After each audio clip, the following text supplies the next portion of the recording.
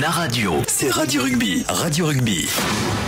Radio Rugby, vous le savez, on est en semaine spéciale Coupe d'Europe. Dimanche, La Rochelle affronte Bristol et joue peut-être sa saison, puisqu'on l'a dit en début de semaine, le championnat, ça va mal en ce moment pour le Stade Rochelais. Peut-être qu'il faut tout miser sur ce challenge européen. Je suis avec mes consultants Ben Hughes. Hi Ben.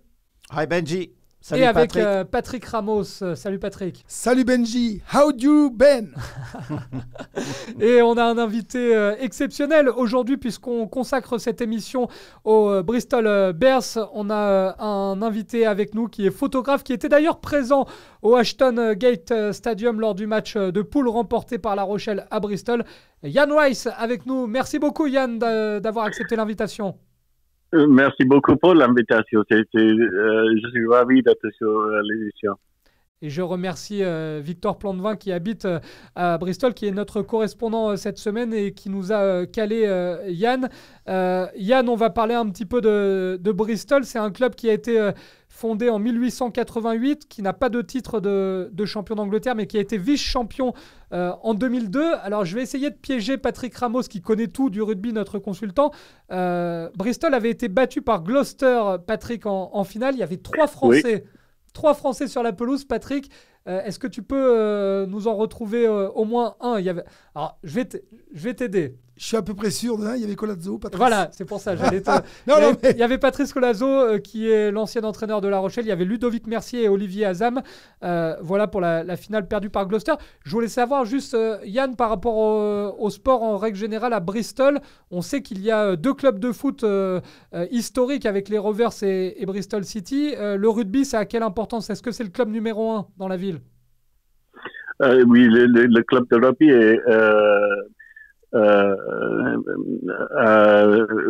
plus que 100 ans. Le club existe depuis le 18e siècle, la fin de le 19e siècle, et développe avec les 2 clubs de foot à Bristol. Vous avez raison, Bristol Rovers et Bristol City, et maintenant le club de rugby partage le stade avec Bristol City. Et aussi dans le groupe, il y a une équipe professionnelle de basketball aussi. Ah, de basket. Patrick, tu voulais poser une question à Yann. Une question, Yann, concernant le public à Bristol. Est-ce que c'est déjà arrivé que le stade de rugby à Bristol, pour une rencontre de Premiership, quand Bristol reçoit, est-ce que le stade a déjà été plein? C'est-à-dire 23 000 ou 24 000 spectateurs? Pour le premier match du saison, oui. Le stade a une capacité de 26 000 et le stade était complètement rempli pour le match Bristol contre Bath, la ville voisine de Bristol. 20 km de Bristol, c'est tout. Alors, pour le premier match cette saison, le stade était complètement rempli. Alors, pour le match contre Bath, pour le deuxième match du saison, les 2 clubs vont au stade Twickenham à Londres parce que il y aura plus que 40 000 spectateurs. C'est le match attendu par tout le monde, Yann? C'est le derby? C'est le match qui compte le plus dans l'année, Basse? C'est l'un des plus grands matchs de l'année. Depuis les deux clubs exigent. Bristol-Bath, c'est le plus grand match du saison, sans doute, pour les personnes du West Angleterre. C'est le derby local, c'est ça, Yann? Voilà, merci beaucoup pour le mot. Ouais. C'est le mot juste en anglais aussi, oui, c'est ça. Et bien sûr, vous avez raison, le match contre Gloucester a été très important pour les Bristoliens aussi. C'est vrai. Alors, mais je vous assure que les spectateurs trouvent le match contre La Rochelle très important aussi. Yann, une petite question. Il y a quelques années, on a joué contre Gloucester et on a gagné un match et Gloucester a gagné l'autre. C'est la même chose cette année avec Bristol. Est-ce que Bristol a maintenant peur de revenir à La Rochelle pour la deuxième fois? Absolument pas. Non, il y a une confiance dans le club et avec l'équipe et avec les spectateurs aussi. Je sais qu'il y aura beaucoup de Bristoliens qui vont arriver descendre sur La Rochelle l'autre jour. Mais nous avons gagné plusieurs fois récemment. L'équipe a perdu un match difficile samedi, mais pour les 3 matchs avant, le club a gagné. Et surtout contre Gloucester, l'équipe a joué très très bien. Alors, il y a une confiance dans l'équipe. Est-ce que l'entraîneur avait fait tourner Yann contre Worcester là, ce week-end? Parce qu'on n'a pas trop compris. Nous, on s'attendait à une victoire. Worcester est en difficulté, dernier du championnat. L'entraîneur avait fait tourner de Bristol? J'ai mal entendu. Je suis désolé. Est-ce que vous pouvez répéter, s'il vous plaît? Est-ce que c'était les titulaires ou les remplaçants contre Worcester ce week-end? Je suis désolé, j'ai mal compris la question. Est-ce que c'est la première équipe qui a joué pour Bristol ce week-end?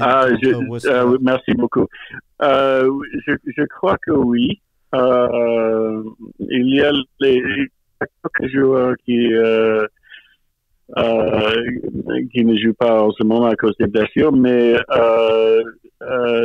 sans doute la meilleure équipe possible va jouer à La Rochelle. Ça, c'est sûr. Alors, une petite question, Yann. Est-ce que George Smith va venir ce week-end, le grand joueur australien qui a maintenant 56 ans? George Smith, je ne sais pas. Le joueur qui ne joue pas surtout en ce moment est Charles Piattar, qui était encore blessé samedi. Je crois qu'il a été encore blessé samedi. Alors, je ne sais pas s'il va jouer contre La Rochelle. Mais autrement... espérons qu'il va encore être blessé parce que je sais que ce monsieur-là, il joue très, très, très, très bien. On l'appelle ici, chez nous, on l'appelle le meilleur joueur du monde. Donc, s'il est blessé, c'est pas si grave que ça. Pour Yann, c'est pas génial. C'est bien possible. Et Yann, avant de vous laisser, on voulait avoir juste un mot vous concernant par rapport à Jono Gibbs, l'entraîneur de La Rochelle, parce que il est beaucoup critiqué en ce moment en France. Qu'est-ce qu'il a laissé comme impression, comme feeling quand il a entraîné Ulster? C'est toujours le même cas avec les entraîneurs des sports professionnels, rugby ou foot. C'est toujours l'entraîneur qui est le but des critiques. Alors parfois c'est justifié, mais la plupart du temps c'est pas du tout justifié. Alors je sais que La Rochelle a eu les matchs très difficiles récemment, surtout contre Stade Toulouse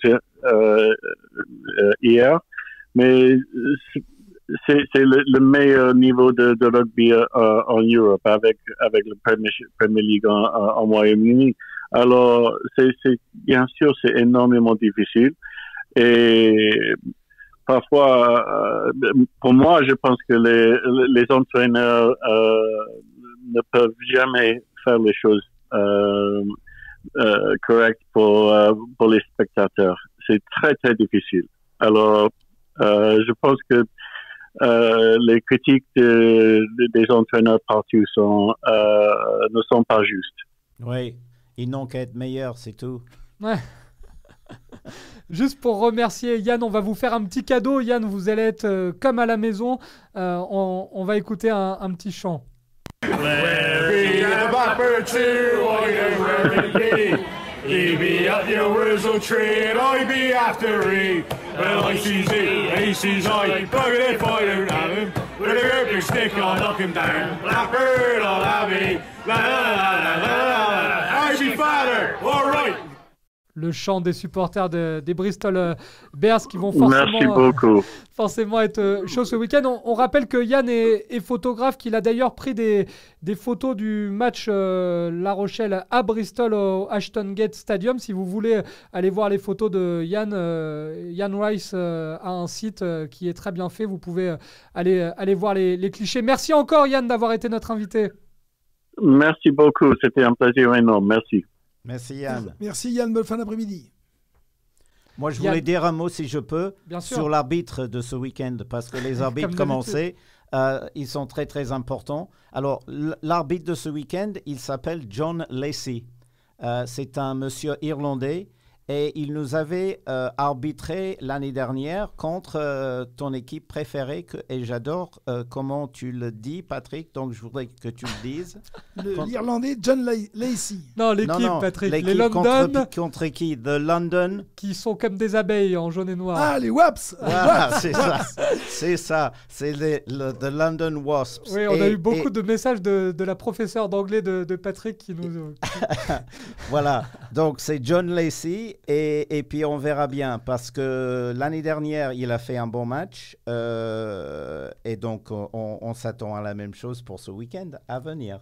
Mr. Lacey, si vous nous écoutez. Patrick, c'est Mr. Lazy, c'est pas pareil. Patrick, qui évidemment a bien écouté Yann Rice. Alors, il n'a pas trop dit de mal de Jono Gibbs. Yann Rice, en revanche, il a l'air plutôt confiant, hein, Patrick. On sent les Anglais avoir accumulé de la confiance ces derniers temps. Je voulais lui poser la question à Yann, mais tu l'as posée. De toute façon, les Anglais, comme je dis, ils ont inventé le rugby, comme beaucoup de personnes le savent. Donc, ces Anglais, ils vont venir à La Rochelle. Ils ont un point commun ce week-end, messieurs, c'est que La Rochelle a perdu à domicile, ainsi que Bristol, contre une équipe qui était avant-dernière, Worcester. Moi, ce qui nous a surpris, alors, est-ce qu'ils en ont gardé sous le pied pour préparer ce quart de finale à l'extérieur, donc au Stade Rochelais à Marcel de Flandre dimanche, sachant que c'est un match éliminatoire, et on rappelle que le gagnant du challenge européen sera qualifié pour la Champions Cup l'année prochaine. Donc, alors, est-ce que La Rochelle va jouer sur un seul tableau sur la fin de saison, Benji? On va voir. Par contre, on sait que si dimanche La Rochelle perd, La Rochelle sera éliminée du challenge européen. Donc il ne lui restera que le top 14 pour espérer rentrer dans les 6 et à travers ces 6, faire la Champions Cup l'année prochaine. Oui, c'est un peu le même cas que Bristol. Hein. On se disait en off, Ben, tous les deux, là, quand on écoutait un petit peu les sons des supporters de Bristol, Patrick va forcément être d'accord. Mais on risque quand même d'avoir un match énorme au niveau de l'impact et de l'envie de chaque côté, parce que Bristol est 9e du championnat. Alors à part ce que nous disait Yann Rice, à savoir jouer le derby contre Bath, il reste plus grand-chose en championnat à jouer. Donc vraiment, le challenge européen va être important pour les deux équipes. Oui, tout à fait. Il faut dire que pour Bristol, c'est la première saison depuis un moment qu'ils montent dans le Premiership. Donc pour cette équipe-là, qui n'ont, comme tu dis, plus rien à gagner dans le Premiership, le Challenge Cup pour cette équipe est quelque chose de très important. Et je pense qu'ils voudraient vraiment se mettre sur le plan européen avec une victoire dans cette coupe-là. Et quand on regarde les joueurs, il y en a qui sont vraiment très, très forts. Et on l'a déjà dit dans cette émission, c'est une équipe, et je me souviens que c'était Will Greenwood qui nous avait dit ça il y a quelques mois, c'est une équipe qui joue beaucoup avec le ballon en main. Et ça ne tape pas beaucoup, ça ne donne pas beaucoup de coups de pied, un peu comme nous, sauf que récemment, je trouve que Yaya West commence à donner plutôt pas mal de coups de pied. Donc on verra bien. J'espère que ça va être un beau match. Et bien sûr, j'espère que La Rochelle va gagner, parce qu'aller en demi-finale, ce serait formidable, surtout à Marcel de Flandre. Oui, parce que Will Greenwood, entre-temps, il n'a pas vu les matchs de La Rochelle, malheureusement pour nous. Il nous avait dit, Ben a raison de le souligner, à l'époque, Will Greenwood avait dit on va se régaler parce que ce sont deux équipes très joueuses. Depuis, de l'eau a coulé sous les ponts, Patrick. Oui, de l'eau a coulé sous les ponts. Et messieurs, on est obligé de le rappeler, il faut absolument que La Rochelle gagne dimanche. Deux choses, match éliminatoire.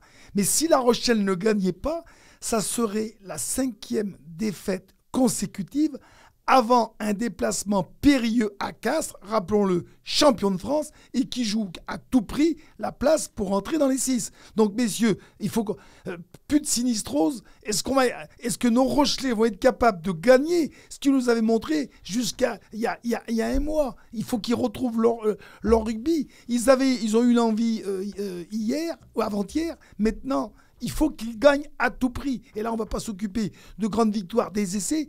Un point suffira, même si c'est 19-18, il faut qu'ils gagnent. Ouais, sinon, on va être au chômage technique parce que la saison sera pliée ou presque.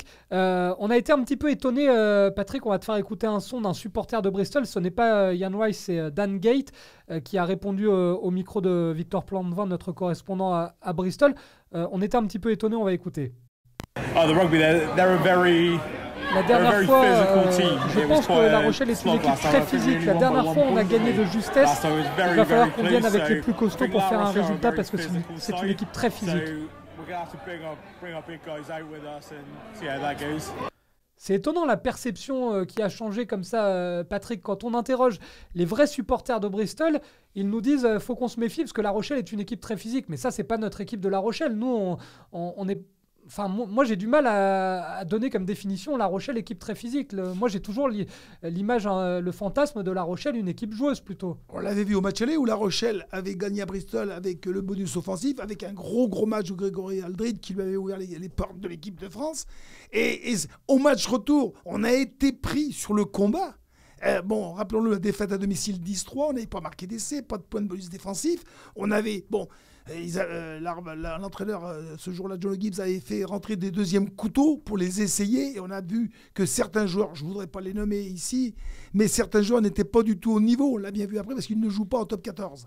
Et donc, ces expériences s'étaient retournées contre La Rochelle, où nous avions été battus par une équipe qui avait été nettement plus physique que nous. Ils nous avaient bousculés sur les mêlées, ils nous avaient bousculés sur tous les rocks, et ils avaient bien su jouer intelligemment pour gagner. Alors, l'équipe de La Rochelle physique, oui, aujourd'hui, La Rochelle n'a plus ce rugby physique il y a 2 saisons où La Rochelle gagnait partout, c'est-à-dire mater tous les packs adverses et préparer le terrain pour les 3/4, et comme tu disais tout à l'heure, le travail pour les ailiers, et là, ça envoyait du ballon à l'aile, et les ailiers à l'image de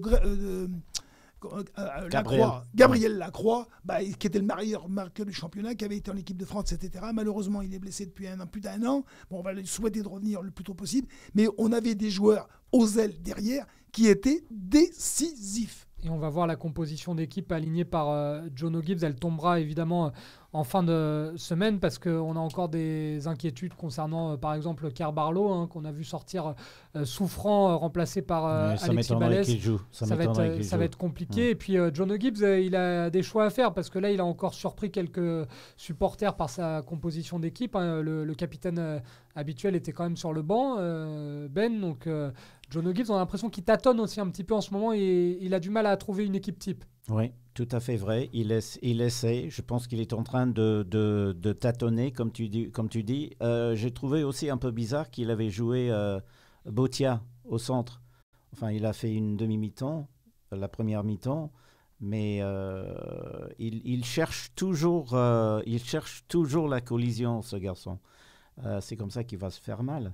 Mais enfin bref, on verra bien. Mais c'est vrai que Vito sur le banc, c'est bizarre. C'est peut-être pour le préserver pour ce match justement. Tiens, Patrick, est-ce que tu as fait des réserves dans ta cave chez toi ou pas ? Ah oui, j'ai toujours, même pour la naissance de ton fils, il y a tout ce qu'il faut. Alors fais attention parce qu'on va écouter Dan Gate justement qui lui a hâte de revenir à La Rochelle.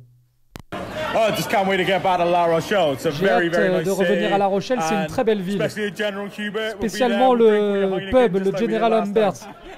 On va boire toute votre bière et quand les fûts seront vides, on va s'attaquer à votre vin rouge. Ça va être un gros week-end, on a entendu. Alors j'espère, avec toute la sympathie qu'on a, parce que moi j'aime beaucoup les Anglais ou les Anglo-Saxons, ils disent je joue pas contre une équipe, je joue avec une équipe. Donc le rugby, c'est le partage. Mais d'abord, c'est le partage du combat sur le terrain. Et je voudrais bien que notre Bristolien, si je peux m'exprimer comme ça, garde un grand souvenir de La Rochelle, mais une belle victoire de nos Rochelais. Et j'en reviens à Jono Gibbs. On peut comprendre qu'il soit perturbé en tant qu'entraîneur, malheureusement à travers ces 4 défaites. Donc bien sûr, il tâtonne parce qu'il essaie de trouver la meilleure équipe qui gagne. Et c'est ça le problème aujourd'hui. Bon, je ne vais pas dire que là, j'en reviens, parce que sur cette défaite de dimanche contre les... On ne va pas dire qu'elle est injuste, mais nos Rochelais nous ont fait plaisir. Mais c'est un plaisir qui est mesuré parce qu'il manquait la victoire. Et moi, je dis, si La Rochelle avait gagné d'1 point, on pouvait gagner d'1 point. La victoire n'aurait pas été volée, mais on n'a pas été suffisamment fort au rendez-vous pour gagner. Et on rappelle que tous les supporters de Bristol vont arriver 3 jours avant si vous voulez les croiser. Hein, c'est pas compliqué, ils sont faciles à trouver. Ils sont au pub irlandais du quartier Saint-Nicolas. Hein, c'est ça, au General Humbert, Ben. Oui, je QG. suis sûr.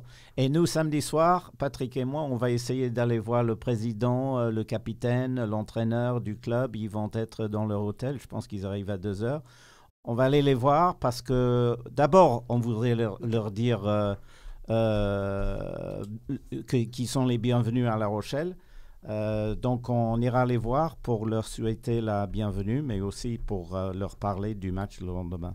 Oui, on rappelle qu'il y a un gros programme pour Radio Rugby tout au long de la semaine. Hein, on est en édition spéciale en cette semaine de Coupe d'Europe pour le Stade Rochelais. Demain, on va pouvoir vous rencontrer si vous le souhaitez. On est à Châtelaillon, au bar du centre, chez les amis de Patrick. Hein. Patrick, c'est toi qui reçois, tu es presque à domicile. Ah oui, avec un fief de supporters, des supporters du siècle dernier, et certains m'ont vu jouer en 1974. C'est dire si ce sont des supporters fidèles du Stade Rochelais. Et puis on rappelle que l'émission spéciale se poursuivra avec dimanche une prise d'antenne tôt le matin. On sera au QG des supporters pour un avant-match, un Radio Rugby spécial.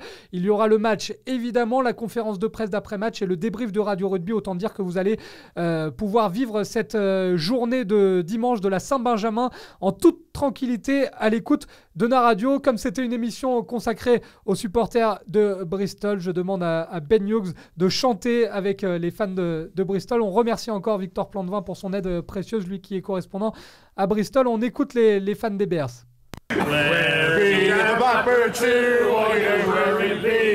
He be at your Wurzel tree and I be after he. Well, I sees it, he sees I. Bugger if I don't have him. With a gripping stick, I'll knock him down. Blackbird, I'll have me. La la la la la la. I be father, all right. Bon, à part le la la la all right avec Patrick, on n'a pas tout compris. Qu'est-ce qu'ils disent dans la chanson? J'ai rien compris non plus. Mais non, ce qui est le pire, c'est que c'est des gens incroyablement accueillants. Ils ont un accent d'enfer. Vraiment, dans l'ouest de l'Angleterre, que ce soit à Bristol ou à Bath, ils parlent, they speak a bit like that. Ah, c'est pour ça qu'on n'a pas compris avec Patrick, on est rassuré. Et moi non plus, j'ai rien compris. Enfin allez, bref, on verra bien. J'ai cru qu'ils avaient l'accent australien. Oui, c'est ça.